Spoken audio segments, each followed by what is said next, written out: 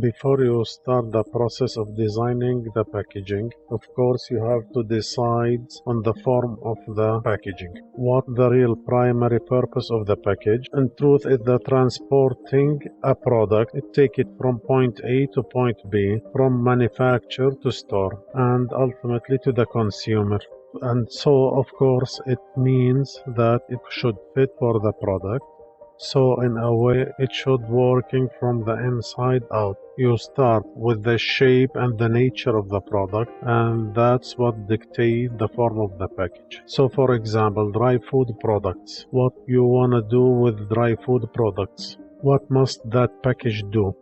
It has to maintain freshness, and sometimes means that you're gonna need to control humidity. But interestingly, this is not always mean keeping humidity away from the product. Sometimes it means the humidity escape from the product. So for example, you notice that flowers is often contains in paper bags so that the humidity and moisture can escape from flowers. But you want to retain the integrity of the product, and of course you want to prevent contamination, so you need to use food safe materials for that package, and sometimes you should use barriers. So the package solution for dry food products would be jars and bottles, poly or foil bags, paper bag, and sometimes you can see cloth bag, and paperboard and chipboard boxes. Some cereal, for example, can be actually placed directly in the box, and some of them need to be inside a sealed poly bag within the box. Liquid food products. Of course, you want to prevent leaks, and you also want to prevent contamination. So this means you should use food safe materials. You need to use a material that it will not react with the product contains inside. You don't want to change the nature of that liquid food products. So the solution for liquid food products include glass jars and bottles, plastic jars and bottles. You think of orange juice, milk, you can see them in waterproof carton instead of glass and plastic jars or bottles. And dry non-food products, of course, that could mean a wide number of products.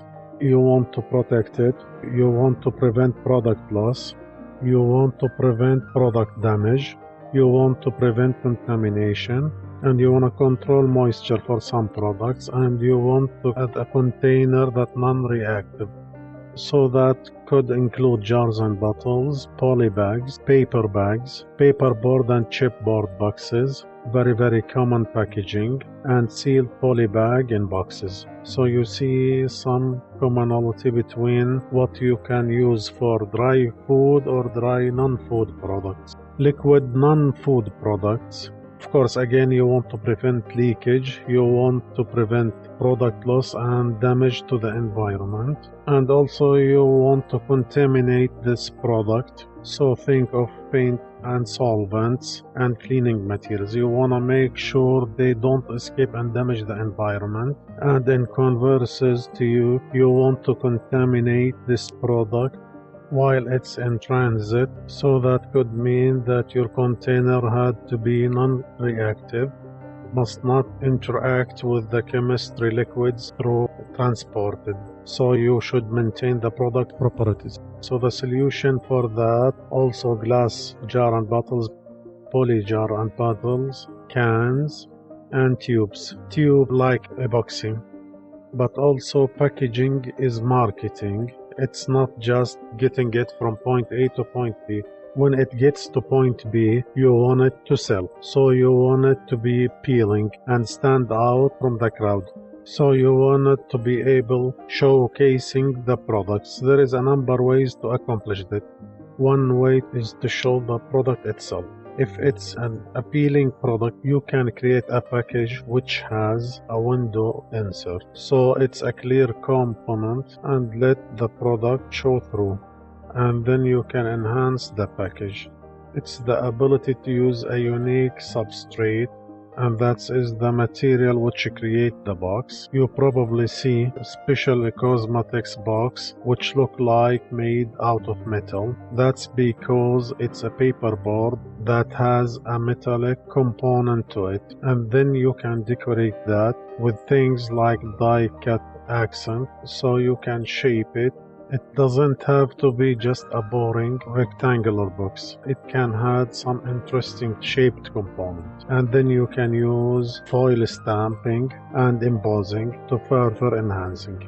So your solution could include paperboard carton with window insert, a blister bag. We often see that with the medicine, little plastic top which push the component out, and then clamshell enclosure. You're probably familiar with those. Those the ones you get to home and you need to use the scissor to open up. When purchasing it, you know exactly what you are getting because you can see it through that clear plastic clamshell.